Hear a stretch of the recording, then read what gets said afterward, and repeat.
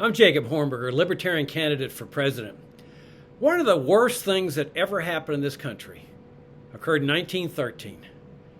That was the adoption of the 16th Amendment, which led to the adoption of the federal income tax. For more than a century, Americans had lived without income taxation. Imagine. That was the type of government that people wanted. A government where the federal government had no authority whatsoever to seize people's income. The result was that people were free to keep everything they earned. Imagine that. No withholding, no income tax returns, no IRS, no running to the post office to file your income tax returns, no keeping track of deductions.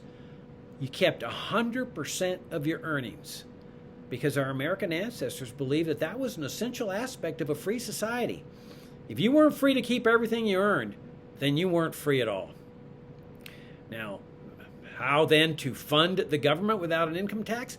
Well, during the Articles of Confederation, which was the initial governmental structure for the United States, lasted for about 10 years, the federal government didn't have any power to tax whatsoever. Imagine that. The government operated for 10 years without the power to tax. I think that's the ideal. That if you dismantle the whole welfare state function of the government, the whole warfare state function of the government, you restore a limited government republic with just a basic, relatively small military force, the government has hardly anything to do. Its expenditures are minimal. I say, let people donate to whatever they think is worth it for the government, just like they donate to their churches and their other worthy causes. Let the government be funded by donations. But if you can't go that far, at least let's restore the founding system of this country, which entails indirect taxation. Things like tariffs, but just for revenue purposes. But we've got to get rid of the IRS and the income tax. There is no way to reconcile this kind of system with the principles of a free society. Once government acquired the power to seize people's incomes, the relationship of master and servant, of citizen and government, was totally inverted. Prior to the adoption of the income tax, the citizen was master, the government was the servant. But once they acquired the power to seize people's income, it became the other way around. The government became the master. And they effectively decide how much of our money we're going to be permitted to keep.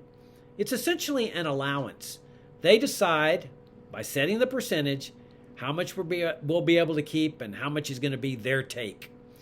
There's no way to be free under that kind of society.